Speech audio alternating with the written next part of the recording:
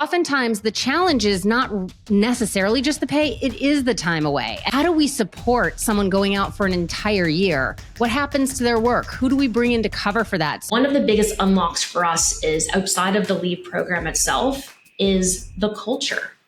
We hear oftentimes much earlier than other businesses when people are planning to go out. That allows us to really think about how to plan for what that leave looks like.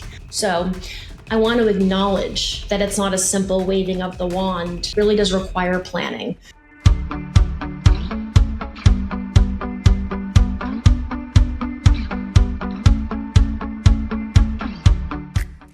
Sarah, thank you so much for joining me today. I cannot believe that this is the first time that we've actually spoken, given how much overlap we have as it relates to our passion and interest in the parental leave space. But thank you so much for being here with me today. I can't believe it either. I feel like we know each other. We've been in and around each other's orbits for years at this point, and it's great to be here. Yeah, we actually had to stop our prep conversation because we were worried we would ruin that for this podcast. So I'm going to start with probably one of the easiest questions for you to answer, but I think it's helpful context to start this conversation, which is Bobbie's a formula company, yet you're very well known for your work in the paid leave space. Why did you choose paid leave? Out of all of the things that you could be doing, why is that the thing that you are so well known for, that you are investing so much time and money to talk about and build campaigns around? Because it matters. It matters to me personally. It matters to our team. It matters to our leadership team. For us, it was really, really clear that this was an area that we were going to get invested in from the beginning. For me in particular, just prior to Bobbie, I was at Airbnb, and it was born out of a personal experience. I was Airbnb's first mom to return from maternity leave. And when I was expecting, I know it's wild, but when I was expecting my first child, I remember, digging through the Google Drive, being like, okay, where's the parental leave program? There wasn't one.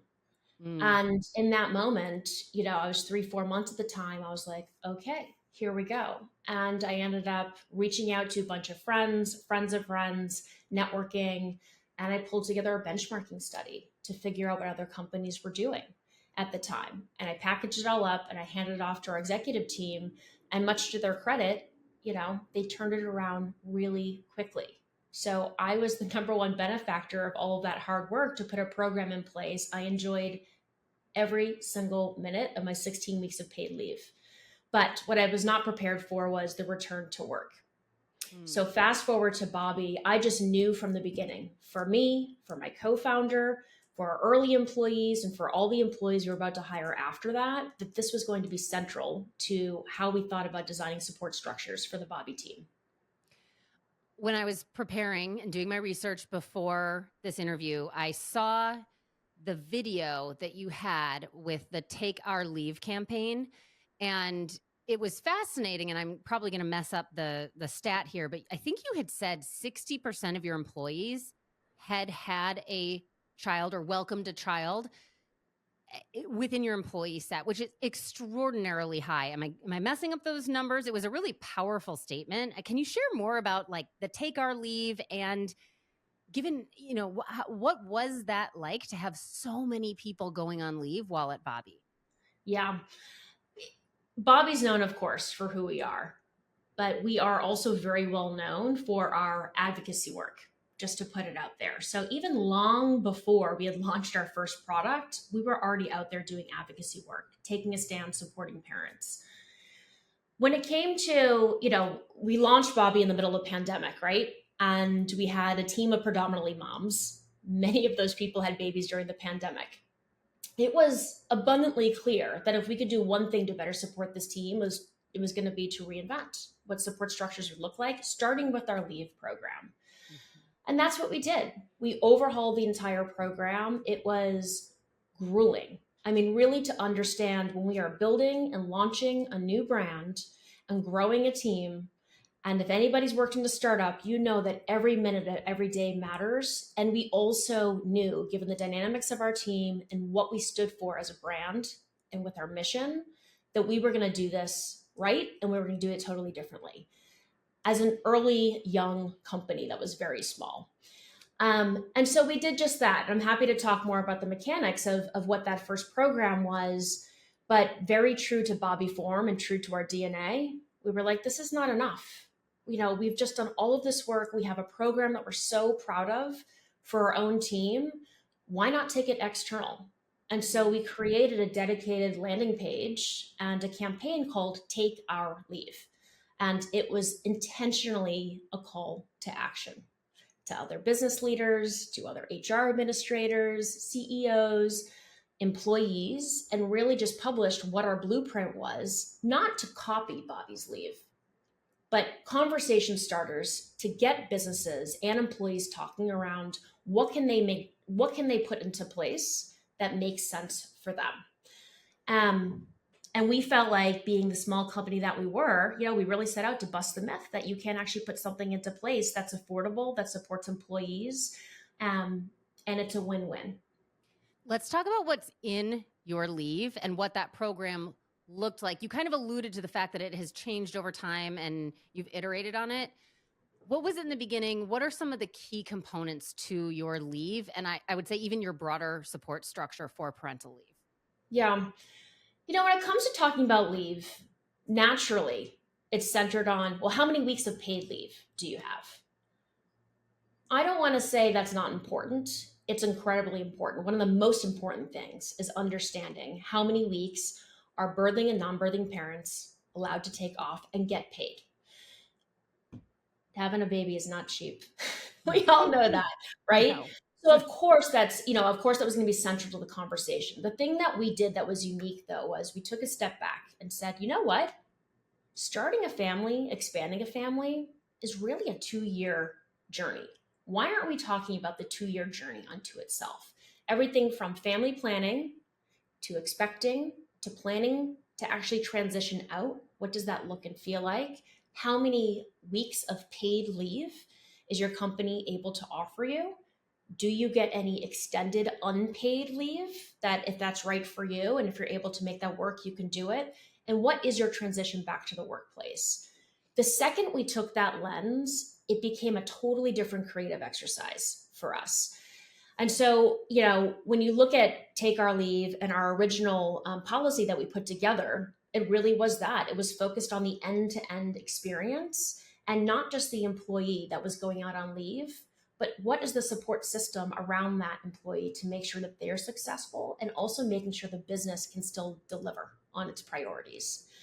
So the original leave is that, you were assigned somebody on the people team, your manager was front and center and really, really brought along on how to support the employee going out on leave, making sure we have really clear transition docs into place. We understand how the work's going to happen.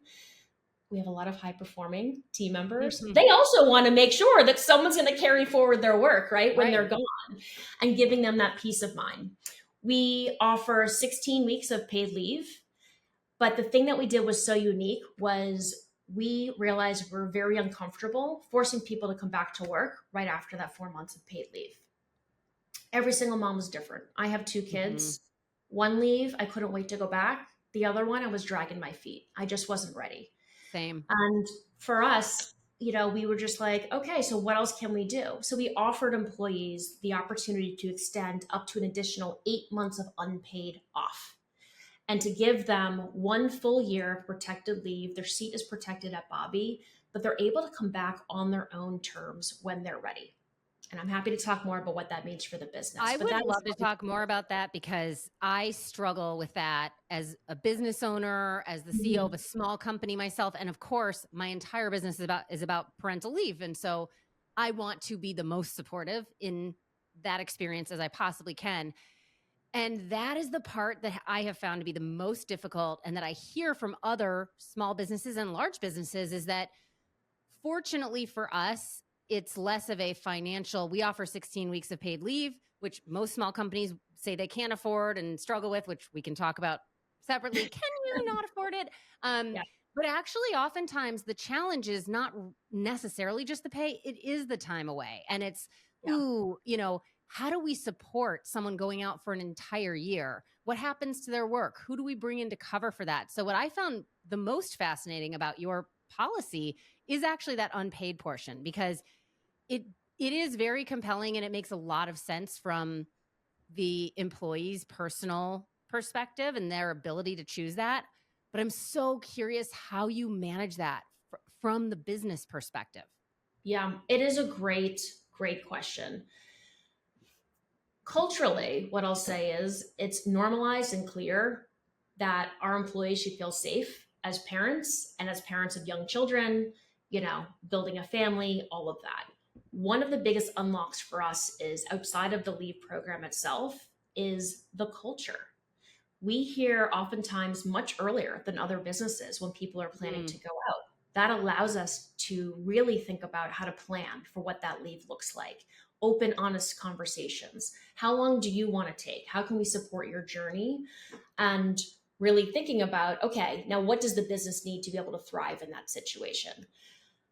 That's a really, really big deal as a business leader, because then suddenly I'm like, okay, I'm mhm, planning for seven months, let's call it. 4 months are paid. Let's pretend the employee is in California.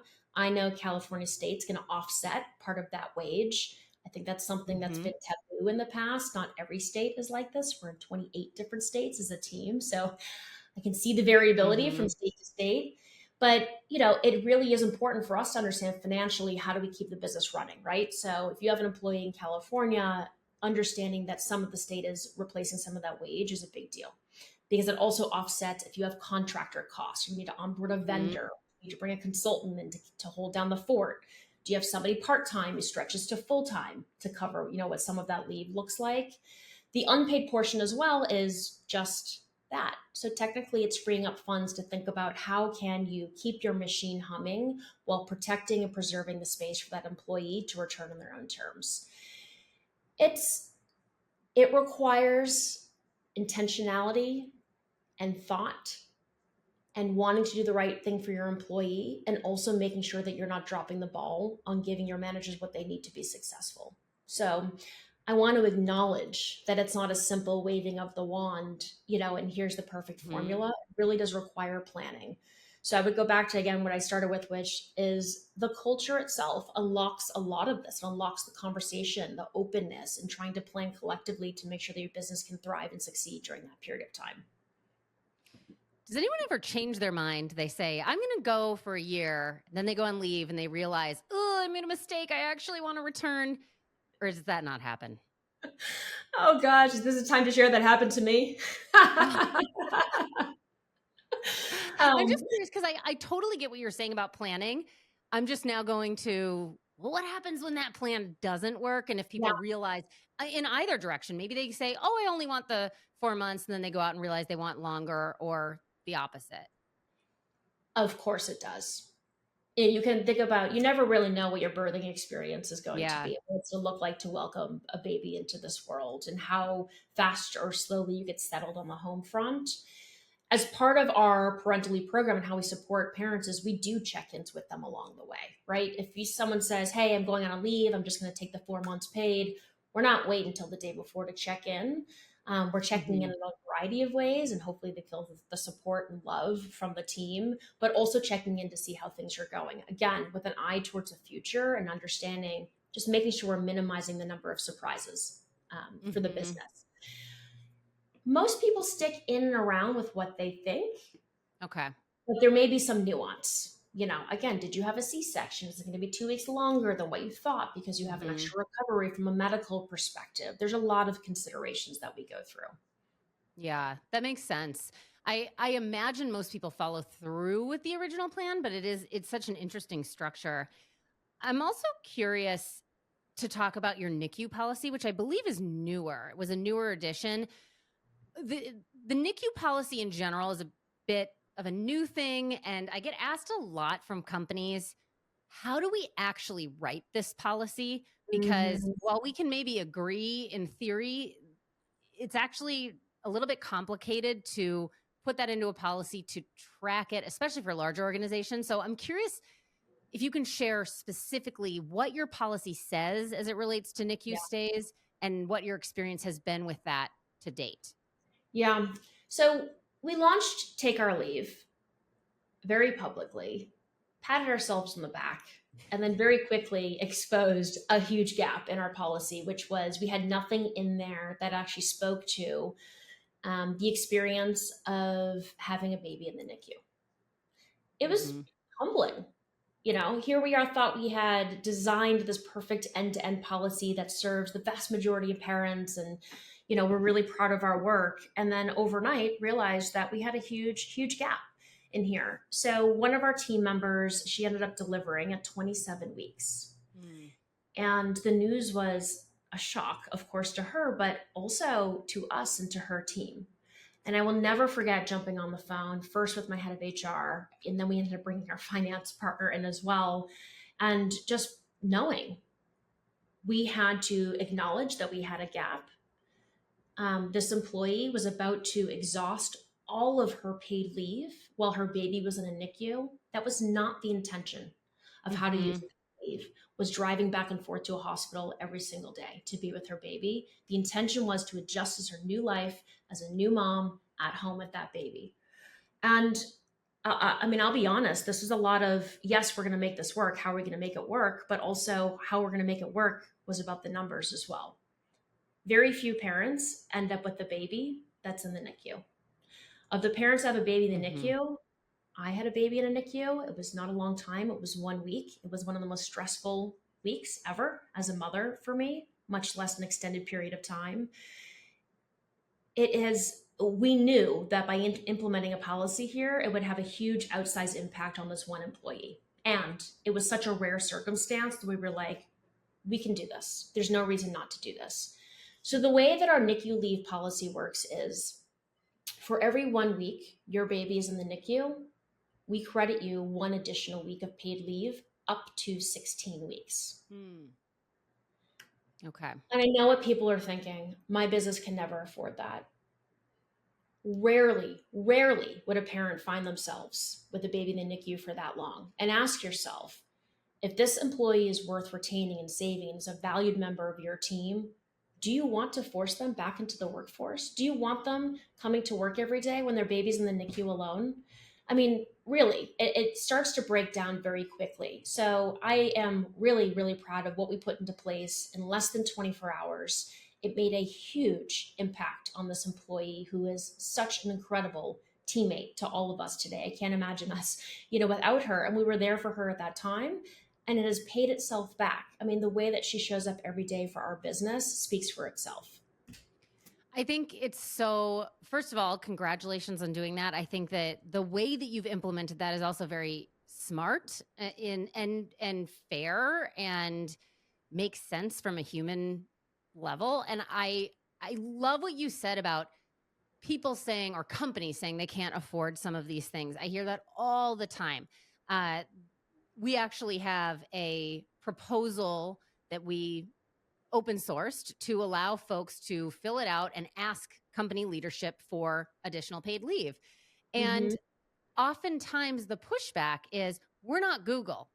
And that's kind of like the common refrain, right? Like, well, we're not Google. And so we can't do these things because Google is known as having a lot of money and being able to do all of these like very generous benefit policies and whatnot. Um, and what I spent a lot of time trying to educate people on is, it's not just Google. There are so many small companies that are also able to do this. And I agree with you. It's not just like they're able to, it is the smart decision. And I would even argue, as a much smaller business than Bobbie, it becomes even more important to show up in these moments. We work so closely with each other, and each person carries so much weight for the company that we want to be able to retain them. And how do you retain someone if you're not giving them paid leave and they Right. go out and have a child end up in the NICU? I mean, it's just it's fascinating to see that pushback of, we can't afford it. And yet, of course, I understand that it's expensive and whatnot. Have you seen any creative ways that, like, if you were to talk to a small business owner and say, and I'm by small business, I'm saying, they have under 1,000 employees, so not even super small. What would your argument be or how do you prove to them that this is a good investment? What's your Yeah. case? Yeah. There's three things that I'm constantly thinking about when we make any investment to support employees, even outside of course, like parental leave. what's the health of my recruiting pipeline? How are we talking about what we do for employees internally, externally, right? So recruitment is a big thing. Are we able to recruit top talent for the positions that we have open? The second thing is retention. Once we get these amazing people in the door, how are we doing in terms of retention of our top talent? And lastly, what is engagement looking like? These are core metrics that any HR leader is looking at all the time. Too often, when we're talking about things like paid leave, we are so myopically focused on, well, how much is going to cost me? How many dollars does X number of weeks of paid leave cost me? And we do need to take a step back and ask ourselves, yes, that is a very important thing to answer. But when you offer these programs, don't make it a tree falling in the forest and there's no one there to hear it. Talk about it. Talk about it in terms of your recruitment. How does it show up in your employer brand? How are you out there on LinkedIn talking about how you support employees? What we have seen, and this is, one very specific stat that we had tracked, was when we posted the Take Our Leave campaign, our recruiting pipeline jumped 50% inbound applications overnight, and it didn't fizzle out. It put Bobbie on the map. And not only did we see a huge increase in inbounds, we saw a huge increase in the quality of candidates who are applying to work at Bobbie. And get this, they weren't all parents. What candidates were seeing was, oh my gosh, Bobbie cares about its employees. It cares about thinking about how to design programs that supports them. So I just want to bust that as well, which is when you do things that support parents, it's not just about supporting individual parents in your organization. It's about the halo effect that it also has over the rest of your team and your external employer brand as well. That's a perfect transition to what was going to be my next question, which is parental leave. Great. Awesome. You're known for that. But in reading up on your why and what really motivates you, I get the clear sense that it's not just parental leave. It's how do we create a really positive work environment for all employees, but especially parents. What are the things outside of parental leave that you focused on to make working at Bobbie a really good experience for everyone, but especially for parents? The number one thing you can do is normalizing being a parent in the workplace. And for us, and it started, of course, look, I was the mom of 2 young kids. So it also had to work for me very selfishly at the beginning. Truly, building this totally team. And you. so it's, and it was such a fun exercise to work on because I had experience for 15 years prior to Bobbie, all of the breakdowns that I'd seen in the workplace, and then becoming a mom, a few years before Bobbie. So I'd seen a lot of the gaps and a lot of the holes. The number one thing you could do is normalize what this means in the workplace. Perks, benefits, all of that is really, really important.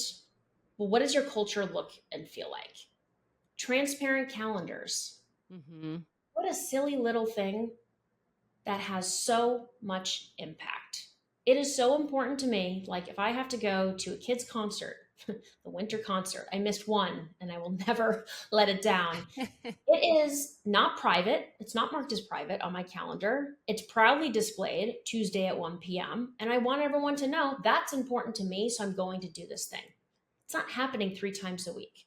But really, the power of living and breathing what you're saying and what you're codifying in your policies, it should be palpable in the day-to-day. And I think that is the number one thing that people underestimate, which is how are you normalizing what it means to be a working parent in the workplace? At Bobbie, when somebody's expecting a new baby, we have a one-upper culture where we do fun things to unveil who's expecting next. And until recently, we were doing this at company-wide, meetings. Yeah. That told everybody, this is not a, oh gosh, how are we going to afford this? This is a celebration of a core member of our team who's about to embark upon this amazing journey. And it sets the tone for everyone right there that this is important to us, that we recognize outside of your professional life, you have personal goals as well. So I really do think the biggest things any company can be doing is looking at their culture and how they're normalizing it. Outside of that, of course, there's perks and benefits and things to focus on that are really, really important. And they'll look different for every organization based on the composition of your team.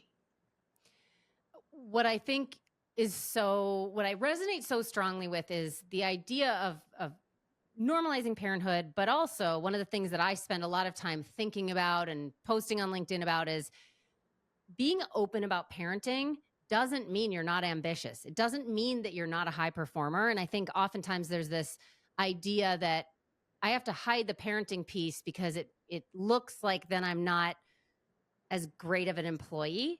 And that it's not this either or, hence the false trade-off. The name of this podcast is that that's the idea there. And that oftentimes when you give that flexibility as an organization, when that's part of your culture, now all of a sudden parents, and this is actually quite unfortunate, that they feel so lucky to be at an organization where that's not taboo to go have lunch with your son in school on Mhm. Friday. And they feel even more loyal, motivated, happy, and do better work. And so I think, like, as you're saying that, I'm like, I totally love what you're saying. And I think it's really important that people who are listening to this who don't have those cultures at their organization understand that it's still very high performance. We are all still very ambitious, even though we are going and taking this time to be with our family. And I would even say, like, it's probably making us more ambitious and more excited about the time that we spend working on work. It is. I love that you have just raised this. That is the narrative oftentimes. Distraction on the home front. Right. I mean, I will tell you, 2/3 of our team are parents, right? And especially becoming a new parent and welcoming a new baby, there are so many sad stats out there about the number of women that drop out of the workforce year one after having a baby within the first 5 years. Every time we are able to successfully transition somebody back into the workforce, back into Bobbie after having a baby, it is a win in my mind. And it's hard not to get them back into the workforce, but to make sure that every day they feel the impact that they are having on the organization. Because I know anybody, regardless of your financial situation, oftentimes is doing the calculation of, is it worth it to be away this many hours of the day? There is a huge amount of pressure to make sure that that person feels productive, that they have impact, that they're contributing in a way that I find sometimes doesn't exist. Mm. For other people that are not in that same situation, you're absolutely right. It's the opposite. And I love the pressure that our working parents put on the rest of the org, which is this meeting worth my time? Where is the Mhm. agenda? I want to make sure every minute of my day is used well because I've made a big sacrifice to be here. It's I even perfect. joke, we've had a lot of people start at parentally pregnant. And they oftentimes, even though this is literally what we do, we could not be more supportive, they still are always scared to tell us that they are pregnant when they start the job, which I understand that feeling. But I joke that, to me, what I have seen is that when people start working here pregnant, or when they get pregnant or their partner gets pregnant while they're working here, it changes their mindset in a really good way for the business, because it Mhm. creates this sense of urgency and efficiency that you just can't fake. And so that's another narrative of, like, people think, oh, when you're pregnant, you're just sort of like, not, you don't care. No, I've seen the opposite, which in a really good way, which is I have a limited amount of time to achieve these goals. Suddenly at a startup where everything feels very ambiguous, and it forces this I don't know, like, it forces us to be more structured and thoughtful and document things and create processes that actually helps us grow faster and be better as an organization. And so I think it's very similar to parenthood in general. And I would end this sort of outburst by saying, I don't think that that's just related to parenthood. I hope that everybody is able to channel that because they are prioritizing their private life as well. Exactly. Absolutely. And, we personally have, of course, 2/3 are parents, 1/3 aren't. We see that and we see that harmony in the organization as well. And it's good. It's a healthy tension as well to ask those questions. Now, I wholeheartedly agree. And that is what we see day in and day out is, having a healthy dose of working parents in your organization actually levels up the thinking around productivity and efficiency. We are running out of time, but I have two questions I want to make sure I get in. Parents push harder. Tell me about that. Oh my gosh. Okay. So we love a good campaign and we love a And good you're great at it. advocacy campaign. um, this is actually a pretty incredible story. So Naomi, her team reached out to us organically. We were thrilled and shocked. It's amazing. And it was one of those moments where, and she, appreciated what Bobbie stood for and who we were in addition to our products. And we ended up kicking off, this relationship, and it became clear to us that Naomi's return to work, back to the quote unquote court, would be incredible to document. And normalizing that when a parent has a baby, going back to work is the same whether you're one of the world's most famous tennis pros or if you're going back to a regular office job and whatnot. So we thought it was a great opportunity to really share her journey back to work and to take a stand to drive more eyeballs, to drive attention towards getting federal paid leave passed as part of this opportunity. So at the top of 2024, we launched a campaign called Parents Push Harder. And it did just that.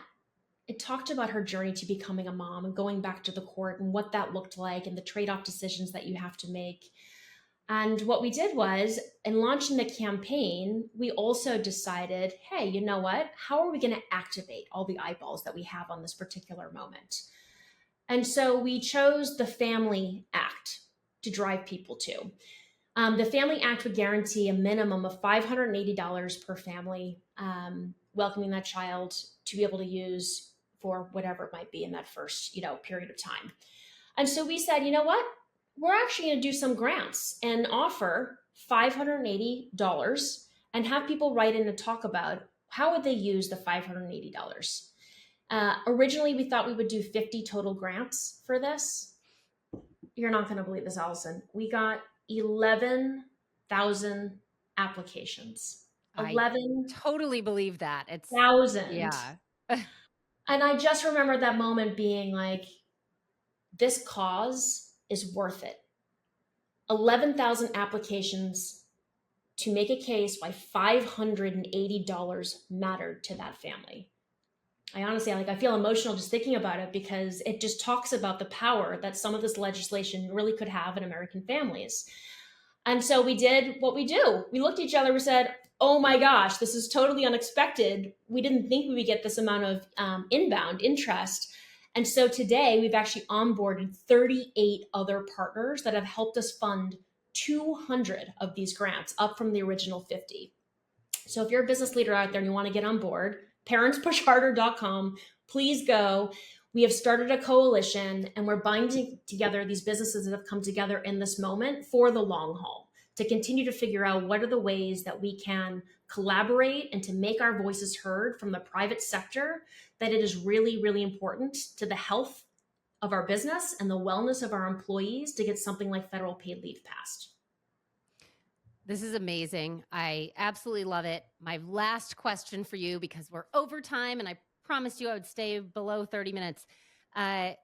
You've done a lot of things that you should feel proud of. What are you most proud of having accomplished at Bobbie?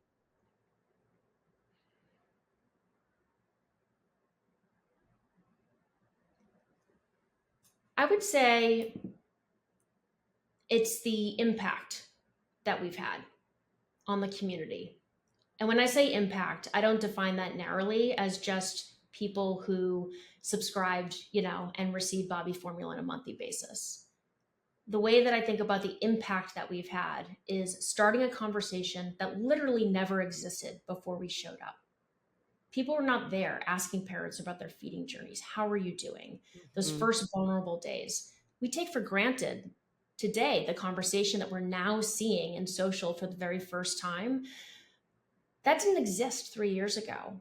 And I look at the impact that we've had on one of the hardest times in life, especially as a parent in that first year, and starting really, really hard conversations and not shying away for how charged they can be, how stigmatized some of these conversations can be, how challenging it is for parents to rise up and support each other when they feel very strongly about something. And we have leaned way in as a brand.